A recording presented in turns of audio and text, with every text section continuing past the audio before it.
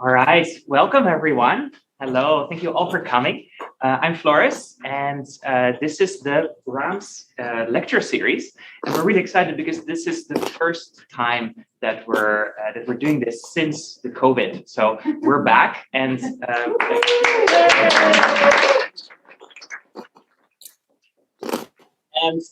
what more beautiful occasion to have Séverine with us. So the lecture is going to be in hybrid format, which means that there's you in person, that you can see you guys are all real. And then there's also a number of people joining us through Zoom, who hopefully are also real, but we don't really know. So just to get a sense that we're not alone. In terms of Séverine, I think you can look up very easily all her incredible credentials. I think we're really very lucky to have her with us today here. I just wanted to add a few notes of my own.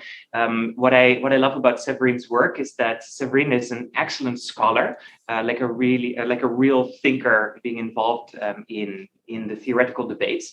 And at the same time, she manages to be rooted as a clinical practitioner, like working very directly with the neuropsychology program at Université de Lille, I think. And I think this gives her, I think really she's the only one in the neuroscience community, music neuroscience community, who really has that tight link. So I think that's particularly exciting.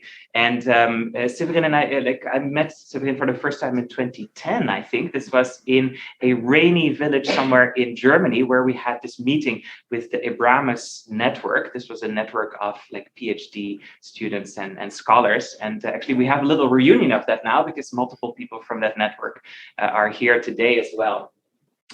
And I think you were there in Italy as well. I think. Maybe that one, but I was not part of that club. You were, I think, officially the external partner in. Yeah. Anyway, other people here are, and so what I found inspiring about the work that Séverine was doing at that time was, I think, as the music neuroscience community, we were very much in a hype of wanting to show that music is great for everything. And I think Séverine was one of the first people who actually did a courageous set of studies comparing music with other interventions in a clinical setting with dementia patients, showing that actually a cooking intervention was doing pretty much as well as music.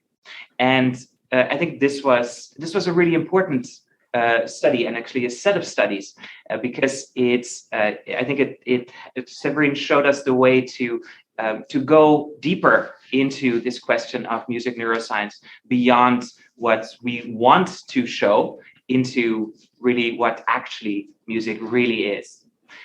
So with that, I don't want to keep you any longer from Séverine. So thank you so much, Séverine, for coming here, and I'm looking forward to hear your lecture.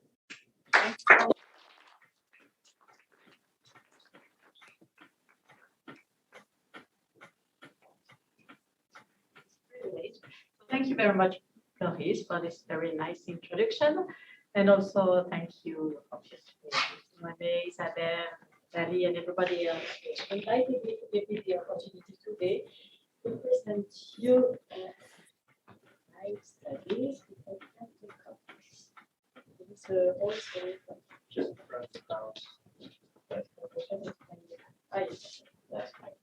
Perfect. Okay, so today I'm going to talk to you about music synchronization and social interaction in cognitively impaired elderly.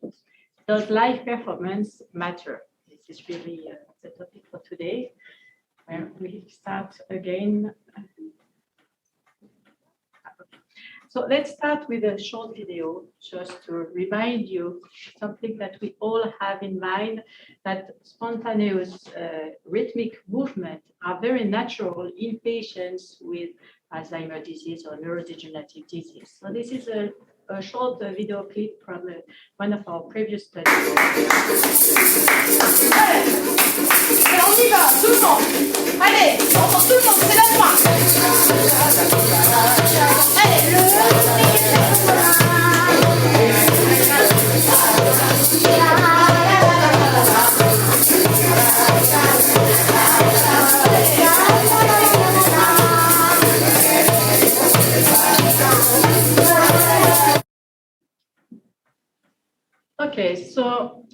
all this recording that I'm sure that a lot of you already saw a lot of those examples on the media, raised several questions. First of all, one of the main questions is what is the impact of neurocognitive disorders on nonverbal behavior during a musical activity? And second, what influences the spontaneous behavior in response to music? So we all know that this effect could be explained by the music itself, the rhythm of the music, which produce this and stimulate this motor loop coupling. It could also be explained by the pleasure raised by the music listening, but also it could be related to the social factors, because we all know that most of these music interventions are done in a group setting and very frequently in presence of a live musician. And this is a very important issue because we hardly can dissociate all these components when we test patients. And at the same time, we are all very conscious about the fact that when we do such clinical trials, there are huge variabilities among the data, and we really do not know how to explain it. And there is also another phenomenon who can also impact a lot this well-being is the sensory motor activity, because sensory motor activity provide a lot of pleasure also, and it is very natural in the case of these patients. Moreover, if you look carefully at the literature, very few studies dissociate, in fact, the interventions based only on music listening from intervention in which motor behavior are involved.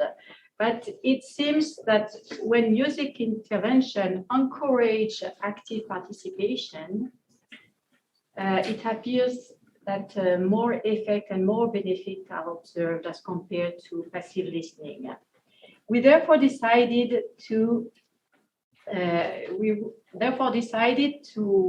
propose a paradigm in which music synchronization is important, and the task, as you will see, involves music synchronization, and we will manipulate the effect of the live presence as compared to the effect of a pre-recording presence. And we also looked at other measures of non-verbal behaviors such as motor and socio-emotional engagement. So to test this effect, we specifically manipulated social and musical context in elderly patients with and without neurocognitive disorders on several nonverbal behaviors. As you know, measuring this effect is very challenging in aging, given the lack of reliable data during music interventions. And also it requires a natural and ecological task, good outcome measures, and an experimental device adapted to elderly persons. So for this purpose, we designed and we developed an experimental device in collaboration with the Institute of Psychoacoustic and Electronic Music at Ghent University with the Marc Lehmann team in Belgium. And we developed a paradigm that we initially validated with my former PhD student, Mathieu Guillain, by using a tapping task. So as you can see here, the patient or the participants can tap directly on this little tablet, which is under the armrest of the chair, which is connected on a motion sensor that records the tap very accurately. And the chair is fixed, and have a pointer, the chair is fixed on a board or a false plate with, as you can see here, 5 sensors to capture the motion movement, the spontaneous body movements of the participants. And we measure this by the weight variation in microvolts. So it is possible with this design to have a device which is comfortable for elderly people and allows to record very precise tapping movements. So based on several studies that we did before, because I think this version of the task is, I think, the 5th version of our paradigm. We did several previous studies, and finally we arrived to this design. And we figure out that we will be able to obtain reliable data in such patients with this design. So each participant was asked to task in rhythm in the presence of another person, because when you ask a participant and an old person to tap by themselves in front of a computer or just when listening to music, you have absolutely no responses. They just don't understand why you ask them to tap on the board, or on a tablet. So we decided to propose a joint action. Therefore, the participant is asked, so here you can see Micheline as a participant and our musician, Sotirios, and the participant was asked to tap with the musical rhythm in presence of the musician who is doing the same thing, leading to a real face-to-face interaction. So as you can see also, you have a microphone, video, camera everywhere. Therefore, we can also record the facial expression, the gaze direction, and all the rhythmic movement with the hand, the left hand, the head, the lip, and so on. So just to give you an idea about this experimental setup, I will show you this little video that Micheline did. And you can see how it goes when we do the task.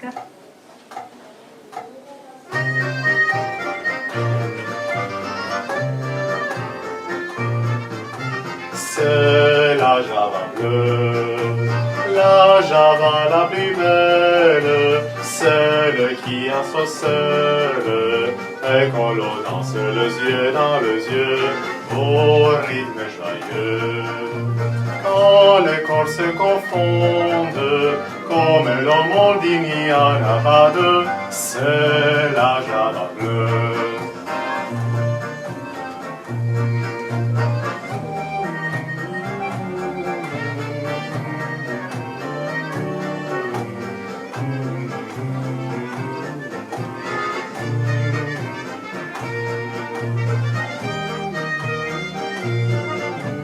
Comme le monde il n'y en a pas deux, c'est la Java bleue.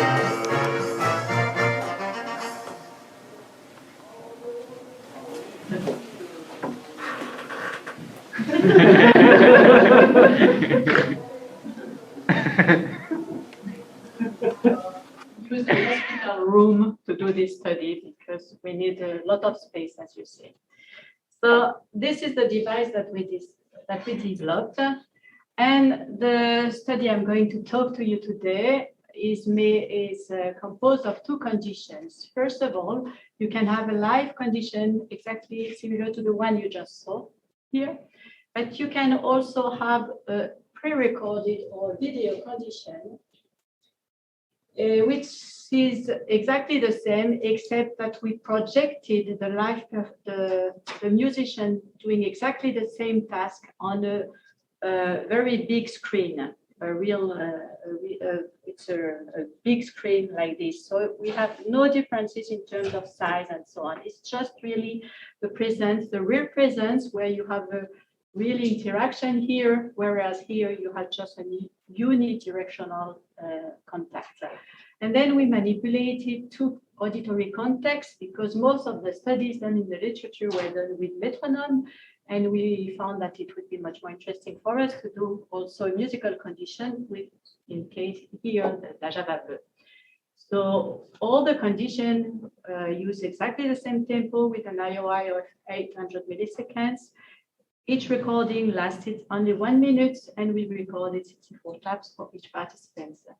We also have an initial task, which is a spontaneous motor tempo that we recorded as an independent value for each participant, just to know exactly what was what was the spontaneous motor tempo of each participant, because there are very little literature on this in aged people, except maybe the studies from Macaulay.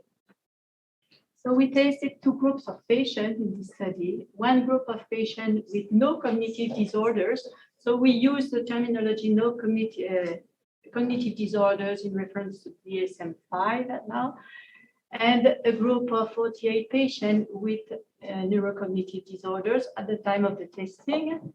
The neurocognitive disorders were from Alzheimer's disease, vascular dementia, or mixed dementia.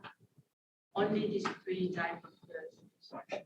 So as you can see, all the groups were very well matched in terms of age, sex, education, musical expertise, and the anxiety with the style. And obviously, in terms of cognitive abilities, the cognitive impaired were lower than the non-cognitive impaired. And in terms of activity of daily life and the autonomy, they were impaired as compared to the other group. So since benefit seems to increase, as I told you before, when motor's involvement and when the patient's motor involvement is possible, we used several outcome measures to really understand the mechanisms. So in one study, all these measures were obtained during the same experiment, but we analyzed, first of all, the spontaneous motor tempo and the measure of the sensory motor synchronization. But we also measure the motor engagement and the social emotional engagement, as I will show you just after. And we also have, for most of the participants, several cognitive measures. I will not have the time to present to you today. And this study was obviously recorded in the clinical trials. So first of all, I will talk about the sensory motor synchronization, and I think that most of you are very familiar with this presentation of the evaluation of sensory motor abilities with the use of two measures that Simone knows very well in terms of consistency and accuracy using, this is a score that were derived using circular statistics. So when all taps were very regular, so that means that exactly at the same delay to the beat, you have an excellent consistency, which gives you a vector length of 1, which is the perfect performance, and 0 for the consistency is a random performance. But if you have consistent finding, consistent results, you can look also at the accuracy, and the accuracy gives you information about asynchrony. So you could have either anticipation if the angular deviation is between 400 milliseconds to 0, because we have a tempo of 800 milliseconds, or you can have a delay tap if the accuracy is between 40 milliseconds to 0. So with these very precise measurements, we can record precisely the sensory motor synchronization to music. So the hypothesis that we raised based on the previous literature is that SMS should be more consistent and more anticipated in metronome than in music. And I think it has been demonstrated several times. And we also made the prediction that it will be more consistent and more anticipated in pre-recorded than in live conditions, because they are more disturbed with the live person. We also made the predictions that sensory motor synchronization should be less consistent and less anticipated in patients with neurocognitive disorders than in patients with no cognitive disorders. Finally, based on the social cognition deficits in patients with neurocognitive disorders, the interaction between social and auditory context should be more pronounced in patients with no neurocognitive disorder than in patients with cognitive disorders. So before to present you the results, I will show you a few videos showing you patients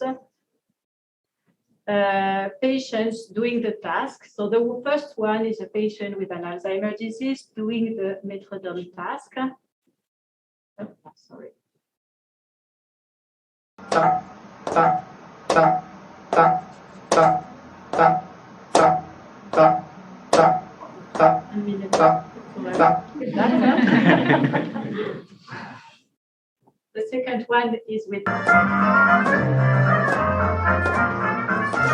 C'est la Java bleue, la Java la plus belle, celle qui est ensorcelle, et qu'on la danse les yeux dans les yeux, au rythme joyeux. Quand les corps se confondent, comme l'homme il n'y en a pas deux, c'est la Java bleue. And then you can see patients with no cognitive disorders at the time of the test.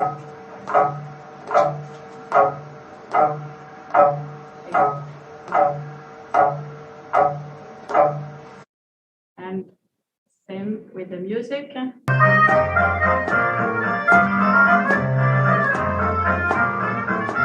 C'est la Java bleue, la Java la plus belle, celle qui est ensorcelle, et qu'on la danse les yeux dans les yeux, au rythme joyeux.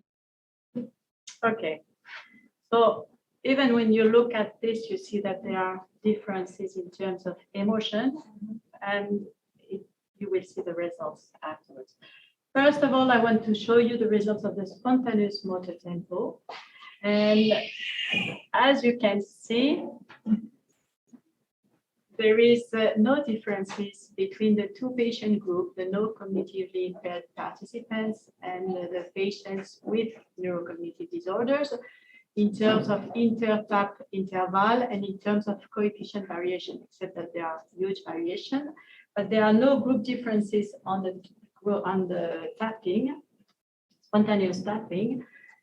Those that are consistent with the data previously reported with Alzheimer's disease, as you can see here by these studies by Marinovich and Wagner, and but it is a bit slower than the tempo generally observed in elderly and healthy elderly people, as demonstrated by Macaulay in 2006. So the tempo was about 750 years. When you look at the results in terms of consistency and in terms of accuracy, first of all, what we found is that as predicted, the consistency was higher, so less variability during the metronome condition than during the music condition. And there was also more anticipation, more asynchrony, that's a negative asynchrony, so anticipation during the metronome than during the music, which was the first hypothesis. We also found that there was a clear interaction between the auditory and the social factors in such a way that there were better consistency and also more anticipation in the pre-recorded condition than in the real-life condition for the metronome, but these differences disappear during music. This result showed that it is possible to encourage people to synchronize with others, even when facing a video.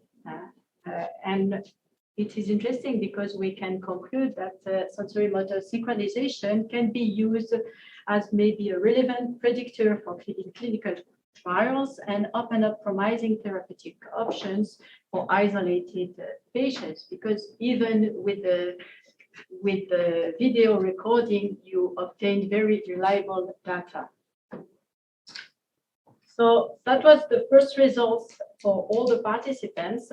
And when we looked at the group differences, we found absolutely no differences. And it was really surprising that both participants were as good as in consistency, and there were no differences neither in terms of accuracy, demonstrating relatively spared sensory motor abilities in cognitively impaired patients.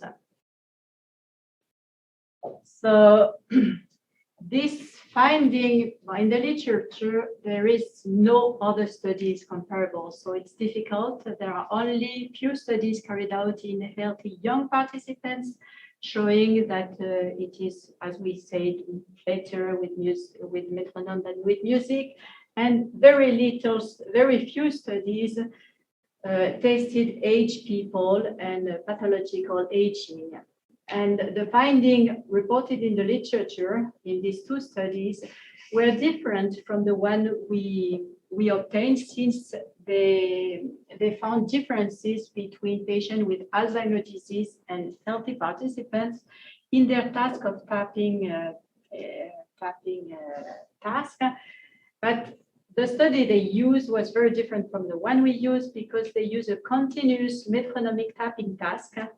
And this task is much more challenging than ours, because the musical sounds or the rhythmic sounds stop and the participant is supposed to continue tapping by itself. So that might be maybe the reason why there were no differences. Another possibility is that the neural correlate responsible for sensory motor abilities is relatively spared at this stage of the disease. And as evidenced by neuroimaging studies, neural correlate of SMS and audio motor coupling include the premotor cortex, the pre-SMA, the basal ganglia, and the cerebellum, as evidenced by these neuroimaging studies, and they might be spared at this time of the disease, as also suggested in the paper by Jacobson. So that was the results for the sensory motor synchronization. And now I will present to you the results for the motor or rhythmic engagement and the social emotional engagement that we also recorded during the task. I should mention now that all the video recording and the audio recording were coded by two independent judges who were blind from the group affiliation, and they coded in this way the non-verbal behavior that I will present to you. So to measure the motor engagement, we used three measures: the quantity of motions, which was measured by the weight variation on the force plate in microvolts, and we use also the head movements and the lip movements, with the total duration of behavior over the duration of the whole recording during the 4 minutes. So we obviously obtained very good inter-judge reliability, just to confirm that we could use this measure. So we measure, therefore, the motor engagement based on the spontaneous rhythmic behaviors. And to measure the social emotional engagement, we used two measures, which were the emotional facial expression, and we categorized the facial expression as positive or negative. And we also quantify the gaze duration. So we looked at the percentage of time the participants look at the singer rather than the tablet. Sometimes they look somewhere else, but it was so rare that we mainly coded these two responses. So we have either the frequency of the positive or negative emotional facial expression, or the percentage of time looking at the singers. In terms of hypothesis, we made a prediction that social interaction in life conditions should increase motor and social emotional engagement compared to pre-recorded conditions. We based this hypothesis on a few studies that compared real-life performance with audio recording, but none of the previous studies, except our own in 2020, really tested audio-visual recording. Only audio recording, so it's not comparable with the real life because you just have one modality. Second, we made the prediction that since music is considered as a factor of motor stimulation and social cohesion, music should increase nonverbal behavior compared to metronome, and even more in live than in video. Finally, we made the prediction that motor and social emotional engagement should decrease in patients with cognitive disorder. So if we looked at the quantity of motion, I will show you the results. Here you have the results for the metronome again and for the music, and you have the two groups of participants. And you can see here an interaction between group and auditory context. On the quantity of motion. And as you can see here, there is no group differences in terms of quantity of motion during the metronome condition, whereas the participants with no cognitive impairment move more than the patient with cognitive disorders. So this first hypothesis clearly showed that music increases movements, but only in participants with no cognitive disorders. It has no impact at all on patients with cognitive disorders. Then, when we looked at the head movements and the lip movements, we also obtained some results similar to what I just showed you with the quantity of motion, with more head movements with the music than with the metronome, and also more head movements with the live than with the music, with the pre-recorded conditions. And in terms of lip movement, we had no lip movement during the metronome condition, which is quite obvious, but we obtained much more lip movement during the singing, but even more during the live than during the pre-recorded condition. This is in line with our previous data showing that live performance increases motor engagement in music with elderly adults. And it is in line with those studies that we did with Michel Lessaf, with Sherat, and also with our own studies that we did in Ghent in the previous paper. So we found no group differences here in terms of differentiating the effect of cognitive disorders on this task. I also show you this slide because we also quantify the spontaneous non-rhythmic behaviors, because there are also other movements that the participants are doing, and we wanted to be sure that this type of movement did not interact with our variables that we manipulated, that means the auditory context or the social context. And in fact, we obtained no main effect or no interaction when we looked at those behaviors. When we looked at the quality of the social relationship, which gave us information about the social emotional condition, we obtained during this task much more positive emotional facial expression than negative one, which is not so surprising. But more interestingly, we obtained, of course, more positive facial expression during the music than during the metronome. So that was true for all the participants. And we also obtained more positive expression during during the live performance as compared to the pre-recorded conditions. So we clearly show positive effects of live as compared to video, extending also results obtained in young adults in those studies in the past. In terms of facial expression, again, we found very clear group effects. And when you look at the negative facial expression, there were no group differences, whereas the patient with no cognitive disorders produce much more positive expression than the one with cognitive disorders. So we found a clear decrease in emotional engagement in patients with neurocognitive disorders. This finding could be explained maybe by the development of apathy or of depression in those patients. That could be one possibility.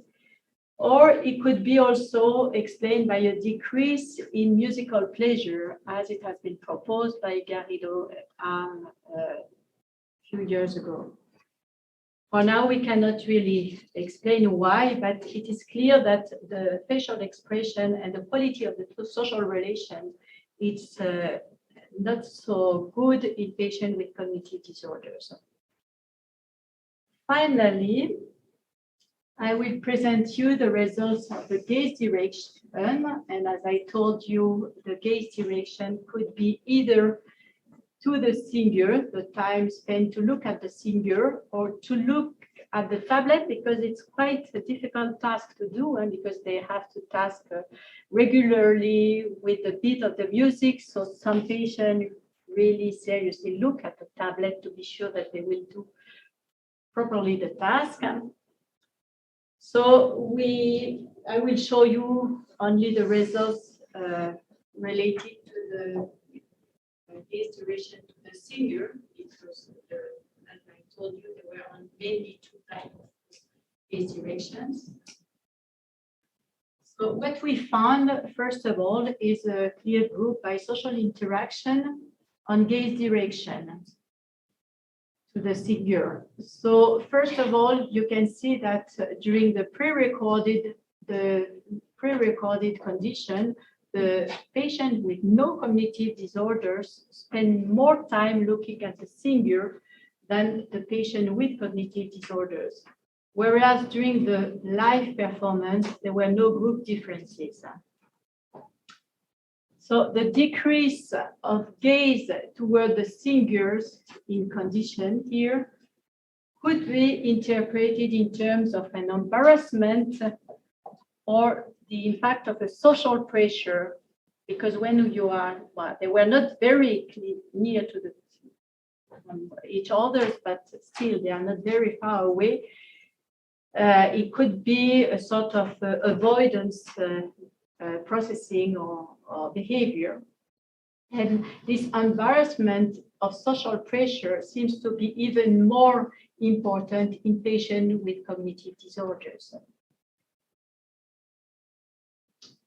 Moreover, we found also an interaction between group and audio context interaction, again on gaze direction, such that patients with cognitive disorders diverted their gaze during the metronome condition, as you can see here from the singer, whereas both groups act in much the same way when listening to music. In fact, that when listening to music, it seems that it does not really matter, and they don't really look at the singer. So looking at their hand might improve, as I told you, motor control. So this is probably why also they look precisely at their hand. But metronome is the most simple task, and it's not the most challenging one. So it cannot really explain this effect. And what we really think is that averting gaze from the singer might be maybe a sign or an expression of a sort of anxiety or social pressure. And we propose that this sort of pressure will be much more important in patients with cognitive disorders and in patients with no cognitive disorders. So to sum up all the results that we obtained in these studies, and in line with our expectation, we clearly demonstrated that for all the participants and all these age patients that we tested, and I forgot to tell you at the beginning that we tested those patients in a day hospital when they came for a consultation during a day hospital in a geriatric hospital. So they were most of them were still living at home, and but they came because they have some memory complaints or they fall. So it was either the memory clinics or the fall clinics. And at the end of the day, they will know if there is suspicions or not of neurocognitive disorders. So this is the way we classify the participant, and it is always why I say they are all patients, but half of them have no evidence of cognitive disorders at the time of the testing. It doesn't mean that they will not change in the future. And the other group is clearly impaired. And in both those participants, we found that music provide better consistency, that consistency decreased with music as compared to metronome. And accuracy, in fact, improved because there is less anticipation. But the question remains, what is the normality? Is it better to anticipate? And how much anticipation do we have? It's still not very clear. We have some idea because now from these results that we published, we have now much more data. We have almost the double of the data, and we have much more different range of participants. So we have a better idea about what is the normality, but accuracy improved. That means that you have less anticipation. And during the live performance, you have also a decrease of consistency, and probably because the participants are distracted by the live participant, by the presence of the person in front of them, and accuracy improved, but mainly with the metronome. And as we saw before, there was not such effect of the social context on music. And I think it's also important because it's really emphasized the fact that maybe music provides such a well-being that it could, in fact, if it's done during a live or pre-recorded condition, it does not change a lot, which is, I think, very important for the future use of music in intervention. Music increased motor engagement, as we saw with the body movement, head movements, and lip movements, as well as live condition as compared to video. You have increase of motor engagement. And we also have increase of social-emotional engagement with more positive facial expression in music and in live condition. But there is this interesting finding about gaze avoidance that we did not expect it really at the beginning of the study. In terms of group differences, we had, and we were very surprised about that, absolutely no differences in terms of synchronization, which is a very, very precise measure, whereas we found clear decline of the motor engagement and the social-emotional engagement in patients with cognitive disorders. Even if we saw, and I showed you at the beginning, and propose this video of aged people with a neurodegenerative disease who move, who dance with the music, and we have clearly a lot of spontaneous body movements with music. They are still impaired as compared to patient with no cognitive impairment. And this impairment is visible with music, but we found no differences with metronome, which is also interesting. And we found also an effect of a decline of social-emotional engagement with neurocognitive disorders, particularly with the positive emotional facial expression, and with more gaze avoidance in patients with cognitive impairment. So in terms of conclusion of the two studies that I reported to you today, I think we validated several outcome measures with these studies to assess, first of all, the sensory motor synchronization, the social, emotional, and the motor engagements in natural and ecological tasks, which could be available for future randomized control trials, because we really miss good outcome measures with multiple measures to really understand what's going on. So it provides prognostic marker maybe of music therapy effectiveness. To come back to the two questions that I raised at the beginning, what is the impact of neurocognitive disorders on nonverbal behaviors during a musical activity? I think we can clearly conclude that even though patients with neurocognitive disorders react positively to music, they are impaired relative to patients with no cognitive disorders. However, the decline is not homogeneous across the different behavioral measures. So these novel results suggest a decrease of social, emotional, and motor engagements during musical activities with disease progression, suggesting maybe that it could be a behavioral markers of disease progression. But we found no effect of disease progression on the SMS measures or synchronization measures that we took. But as I told you, it was a task that we did with a very constant tempo, and we are making the prediction now, and we are testing that with my new PhD student, the tempo changes and the adaptation to tempo changes, because we have some preliminary data that we collected in another hospital close to Ghent, and we found the clear impairment in synchronization measures when we use different tempo. So I think it was not impaired in the condition we used, but since all these measurements were done under the same condition, it does not, I think, remove the effect. Considering the second question, what influences spontaneous behaviors of elderly patients with and without neurocognitive disorders? Because this is effects finding that concern all participants in response to music.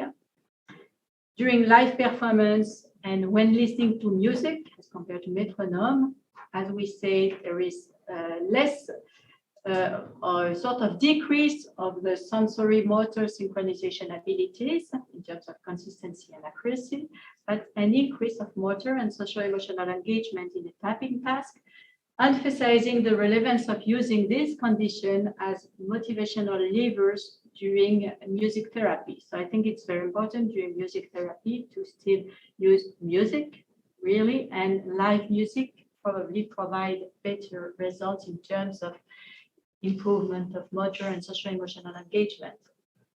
However, by removing the effect of social pressure arising from the presence of an observer in the video condition, gaze towards the singer's increase, and it could be also useful for therapeutic potential of remote trainings. So I think we should try to understand the different condition, or maybe as we propose in many clinical trials now, is to combine remote testing and live testing, to have two types of testing together, then you could benefit from the different conditions. So before to stop, I want to thank all my colleagues that were involved in these studies, and my group in University of Lille, the people from Lille Hospital, the geriatric hospital, and our colleagues from University of Ghent with Marc Lehmann, that most of you know here, and all this group of people working with us on this project, as well as all the financial support we have for this project. Thank you very much. So I will be happy.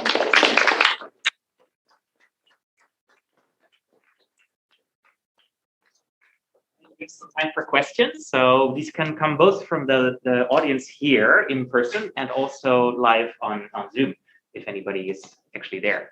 So yes, please. I don't know. Okay. We have, yes, Mike. I could ask a question. For the live performances, was the eye contact always unbroken from the experimenter? Like they were instructed to maintain eye contact the entire? No. We gave no specific instruction in terms of gaze contact and eye contact. We just told them to tap as with the musical rhythm, and we told them that the person in front of them will do the task with them. That's it. The experimenter? It's Or the not the participant? experimenter, the singer who was Oh, the. so the singer had no instruction? No, the singer had no instruction, but he was really.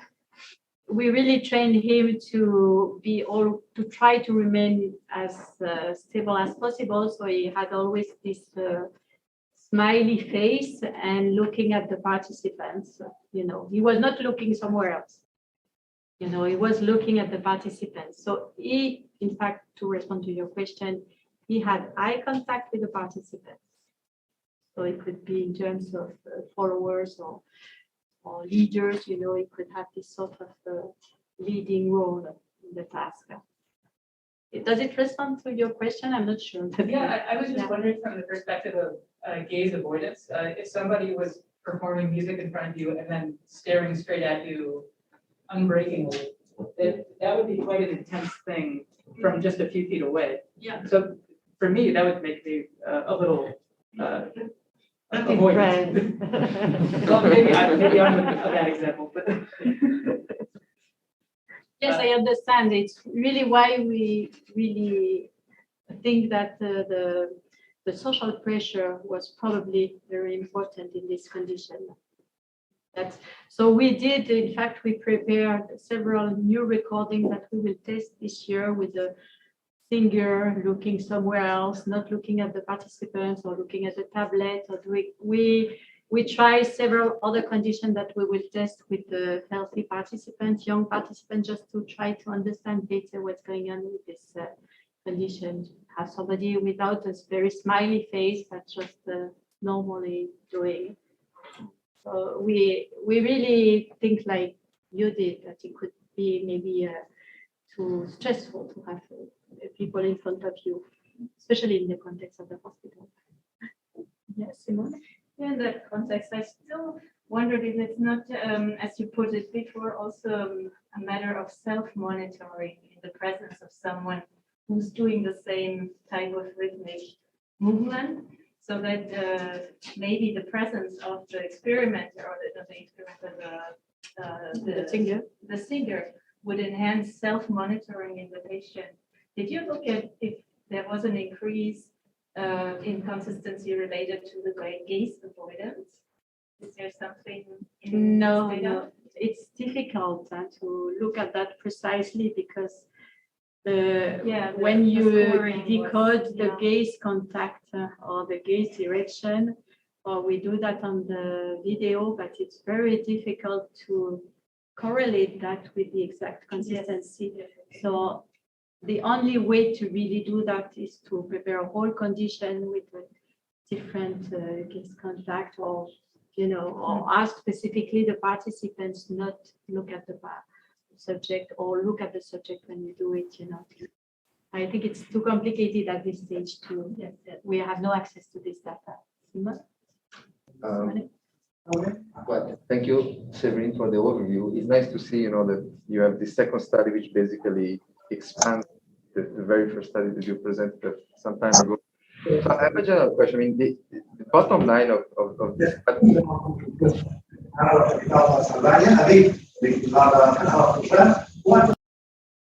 Sorry about that. The beauty of hybrid.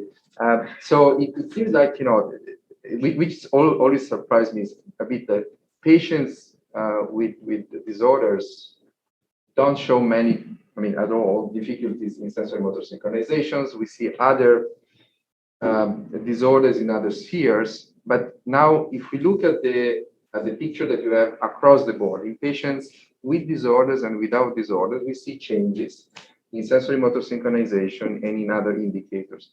So the question is, how are these changes related? So for example, do you see that across the board in this older population, for example, people who are at the level of individual differences worse in synchronization are also worse in gazing in other forms of in movement. They move less, for example. Can you take a look at these relations between the different variables? Is there We anything? looked at those directions. We found a negative correlation. In fact, the ones who are more consistent move less during music, and conversely, because I think when they are moving, they become less precise or less constant in terms of tapping. So I'm pretty sure that we do not tap exactly the same mechanisms when we recall the two. And my impression is this sort of heterogeneity in terms of results across the outcome measures.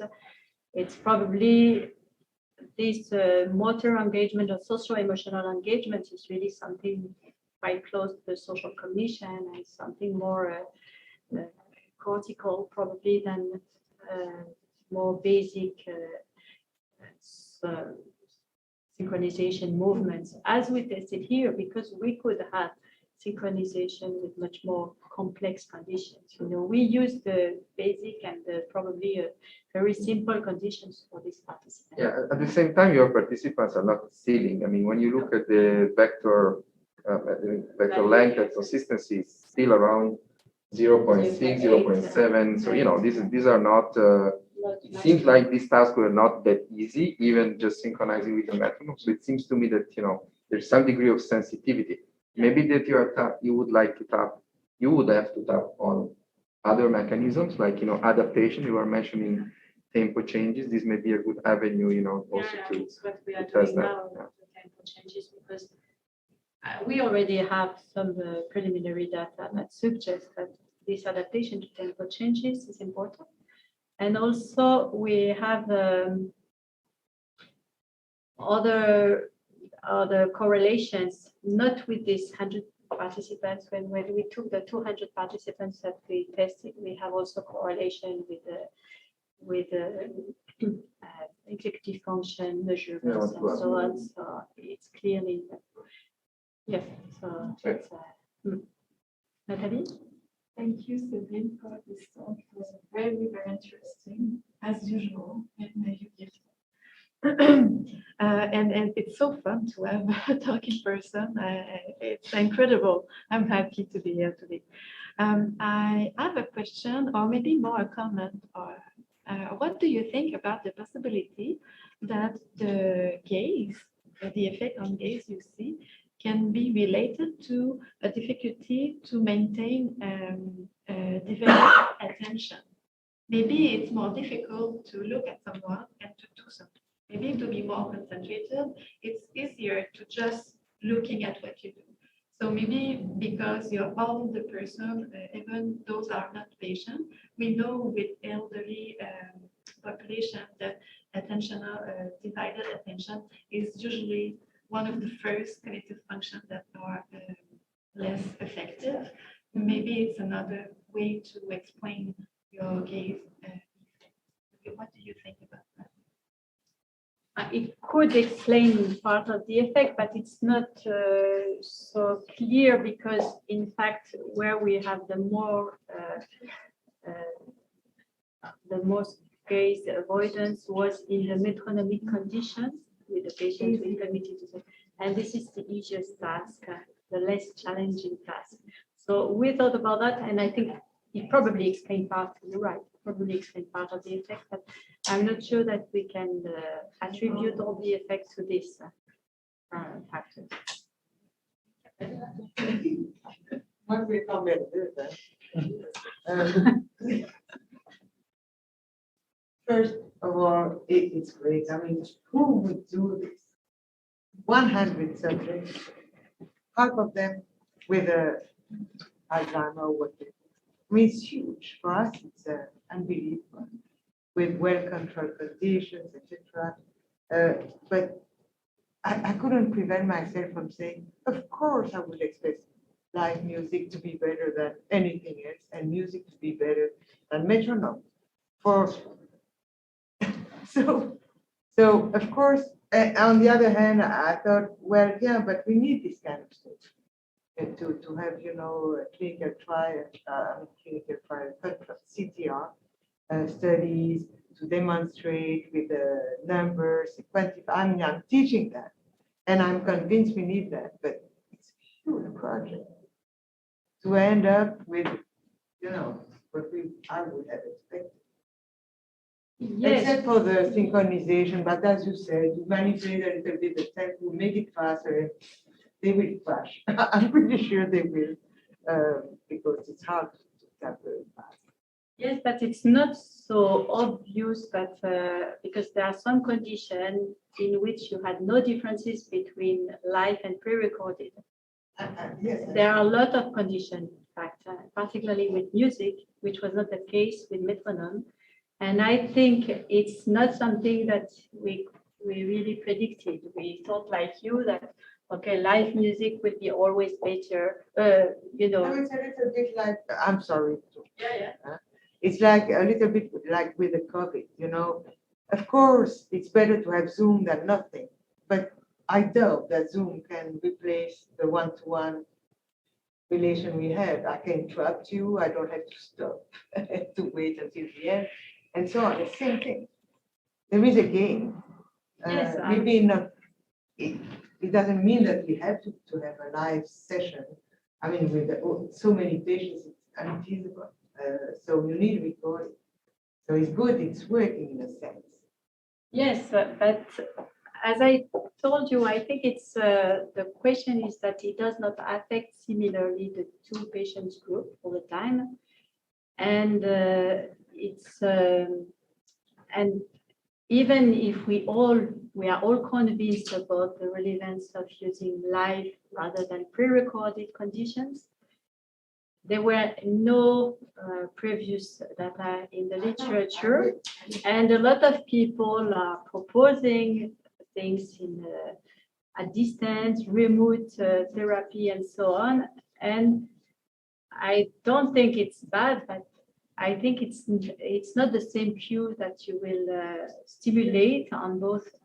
Maybe if you can have with a video, you look more easily to the persons. Maybe you have a different contact with the video than you have in a live condition. And under certain circumstances, we can also maybe predict that the video will give better results than live conditions. Here, it was not so homogeneous across all the conditions. So I think it's important to demonstrate that, to really propose after that by knowing why live therapy and live intervention is so important, because more and more people, if you go to the home for the patients, residency, they are in front of video and activities and automat and things like that, and it's a shame and it's terrible. And if you do not provide those information and those data, I think nothing will change, and they will continue to go to the facilities and put them in front of them. Whereas if you have one person with a group of persons, we did not test several patients at once, but maybe the impact could be even more important. So I think it's really important to show that first, and now we demonstrate that it's possible to do this task with a video, and we can test it a lot of things, and we will do that now because of COVID, and we are doing all the experiment now with only the video conditions, because we know that we could have reliable data with the video conditions. So at the same time, it gave us the opportunity to use now the video conditions, because we know the limit of the video condition, and we know what we can do during those conditions that we could do also with the live, but it saves a lot of time and money to have a video instead of a live performance. So I think for us, it was really the first and very necessary step to do before too. And with this huge data set that we have now, I just presented to you maybe half of the results here, because now we have, in fact, not two groups of participants, but we have three groups of participants. The one we know impairment, with mild cognitive impairment and major cognitive impairments. And on some of these measures, there is real differences across the three groups. And in some conditions, it's only between the two extremes. And then we have much more information now about the impact of all these factors in a population of patients like that. And another things that we did that I did not present here is that we specifically did a verbal exchange with all the participants before and after the musical task. So we have a semi-structured interview with standardized pictures, and we record 3 minutes of verbal exchange, and we analyze again the facial expression, the discourse, the emotion, the balance of the discourse, and what else, the gaze, and a lot of other things. And it was very interesting to see the patient before the music intervention. During the verbal exchange, you had much less positive expression. Then you have the musical activities and facial expression, positive expression. And then coming back to the other verbal exchange, then it's lower again. And we have also differences in terms of the severity of the pathology. So I think all these conditions for us are very important to control, because you could also understand that during the musical interaction, it's not at all the same than during a verbal interaction, even though they like it. They had some smiling, but it's much less than during the music activity. And it's exactly the same patient, same person, same knowledge of the person. So that's the story of this first study. In fact, it was not so long, but we were very lucky, because at the time we tested it, we collected all this data in 3 months.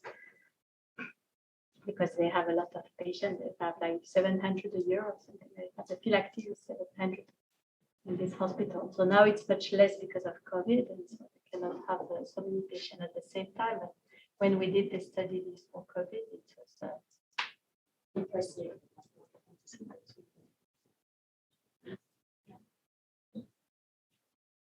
Yes, Sebastian? Thanks for the great presentation. And I really appreciated the simplicity and the purity of your slides. It made everything more simple to understand. My questions are much simpler than perhaps Isabelle's question or previous questions. Did you present the task all in the same order to participants? And was there a task effect?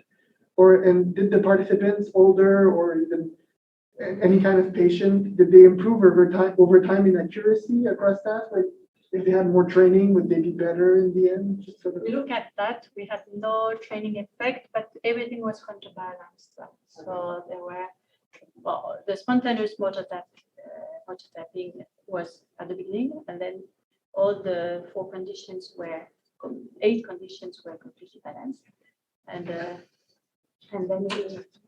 so it was completely. But we had no clear effect of. At this stage, we were not able to see any learning effect, but we plan to look at that more carefully with the whole data set. Something we have in mind. Is there a question that just sent you? Exactly. We just wanted to open the floor also explicitly to the people connecting live. I think that we have about 15 people or so with us. So if you have a question, put it in the chat and we can take your question. So please do. There are already 3 questions. There are 3 comments there. Actually, no, those are like from previously, so okay. They're not questions. Yes, as far as I understand. Yes. So do you have questions in the meantime from live here? Yes. One more. Séverine, so I'm trying to see it's good that you're saying that you are all these studies which are now ongoing and developing, what you found here. But I'm trying to see what's the role of synchronization in the data that you present, because it seems like synchronization is managed by everybody. Okay, I agree that if we make the task more difficult, as Isabel suggested, well, sooner or later we will find something, right? So, and by the way, for reasons which may have nothing to do with rhythm, because if you're making the task more challenging from a cognitive standpoint, Maybe for attentional reasons or executive function reasons and so on. But I'm trying to develop on what we see here, which basically means that everybody seems to be able to synchronize. So now my question is, so first, what does this mean for rehabilitation? Right? So how can we build on that for the purpose of rehabilitation, of maintenance of functions? And second, so what's happening if we don't have synchronization? If we don't have synchronization, because all the tasks that you're doing here assume that there is synchronization, right? Mm-hmm. Either between two people or one people with the video. So it's unidirectional or bidirectional. So if there's no synchronization, so would we be sufficient to have non-synchronized movement between two individuals while music is presented to have the same effect? We know that people can synchronize. We already saw that. And here, synchronization is sort of a common denominator, right? Everybody can synchronize. So then we see what's happening when they synchronize, when it's live, video, looking, gazing, not gazing, and so on. So we can manipulate all that. But if we don't have synchronization, while still music is present, can we say something about Do it? you think you can listen to music without any synchronization at all? Huh? Well, I mean, you are not forced to sync to. No, of course you can. You can refrain the physical tapping. Yeah. I think that you have sort of synchronization at several levels, in terms of synchronization and oscillation that synchronize even, and we have a lot of evidence that even when the patients are not moving, and when you do some imaging studies, you stimulate and you activate those areas in synchronization. So I don't know if it's possible. What you could manipulate is the facilities to extract the meters, I think. Because in some excerpts, like Java Blue, it's very easy to extract the beat. With the metronome, it's even easier. But you could take other musical excerpts in which it would be much more complicated. And I think it's maybe more by using this type of different metric salience, maybe something like that, that you could respond to your question. But, here we did not find differences, but it does not mean that there are no differences at all in terms of synchronization. I think when we looked at the whole data set, we had, for instance, I think if I remember correctly, I have to check, but I think we had correlation with consistency and MMSE. Yeah, pretty sure. Yes, Yeah. and same thing with the age. So it decreased. It decreased with the. Yeah, but my point was about that. So what about? So it seems because we are talking about sensory motor synchronization. So there is auditory motor coupling. Mm-hmm. But so you seem to say that we don't need to have the motor component eventually, right? Yes, but it's even. I think it's an important question to test because it has been tested by Sakamoto and Sakamoto. In 2014, they compare active music intervention with passive music intervention, and they found that the active was much more efficient in terms of improving the well-being and so on, and even subcognitive functions than the passive state. So it seems that it makes a difference, but I'm pretty sure that you will always have the same, that it's not the same range of activation. But it could be active without being synchronized. Right? I mean, That was the point. yeah, that was my point. I mean, now we are active, the two of us. We are not synchronizing, right? Actually, you could have a conversation in which basically two people are not synchronizing; they're just going back and forth. So I wonder, that's coordination. Or, coordination. And when we discuss, because that would be a nice control condition, like an active, non-synchronizing control condition with music, right? I mean, not because you have music that you have to sing. I agree with you that in terms of brain oscillation, we're probably oscillating to the beat in any case. I'm sure but we don't have, to move explicitly one with the other. And on top of that, this doesn't have, so this is a very explicit task. And people, older adults knew that they had to synchronize with the other. They were instructed to do that, right? Yes, they were instructed to do that, but all the other behavior that we True. are just expressions, Yeah, but it's interesting that you see the differences there. You don't see the difference in the explicit one. You see the differences in the implicit one. So maybe having testing the implicit also in the timing domain without necessarily meaning synchronization may also be interesting. Sorry, I'm just developing. So try to do exactly the same experiment, but without any tapping task. Huh? Yeah, something. I mean, I was just rather looking thinking, at the person. Movement together without synchronization. So what this would lead to. Without giving any instructions to move. We can try. I'm pretty sure that the people, when it will be possible, synchronize with the others. If you look at the work from Jacqueline and many people working together with the music on the background, after a couple of seconds, everybody will have the same rhythm. So we can try. I think it's an interesting point to try. The question is, what is efficient during those interventions? And we have to try to understand how to demonstrate that it's really this movement synchronization that makes the things changing. And for now, I think we do not have a. It could be simply that they move more. Yeah. That, like children, very young children, they move to music, even to the metronome. But it's not synchronized. But it could be the same for us. I mean, especially when you are old and maybe even if they don't synchronize, it doesn't matter as long as they don't dance with someone else. So maybe just, Except that when I agree with you, maybe it's not a good control condition, but still when we recorded the non-rhythmic movements, we had absolutely no differences on any of our measures and any effects of. So I think it could partly respond to your question because we have decoded all this movement. We just looked at the patient who eventually move a lot, but without any synchronized. And we measured that and we had no effect, no impact. So that's it's an interesting point. I think it's an interesting question, but we still have to pursue this mechanisms. Yes. I found it really interesting talk. I really liked also the point that we talked about earlier, that there was no difference in the cognitive impaired group. There was no difference in the live performance and the recorded performance.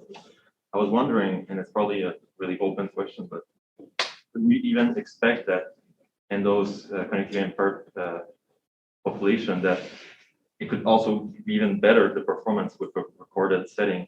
Because like we mentioned, since dementia, we have problem with more apathy, more depression. So maybe like the social interaction can become some sort of a distraction or even could be sort of a problem. So could we even expect that a recorded condition could generate even better performance with that population? We could, but I still doubt based on the data that we obtained because it was maybe better for the metronomic, which is a quite annoying task and boring task to do. But as soon as you have the music, I think either there was no effect on the social context, or if there was an effect, it was better with the life. So I doubt that we will have. That was also when, since there were no data in the literature, we put some hypotheses, but it was based on the other literature, and we had also this idea, thinking that maybe we would be surprised by unexpected results like this, but I doubt. Any other questions? And I'd like to thank our speaker again. Thank you so much.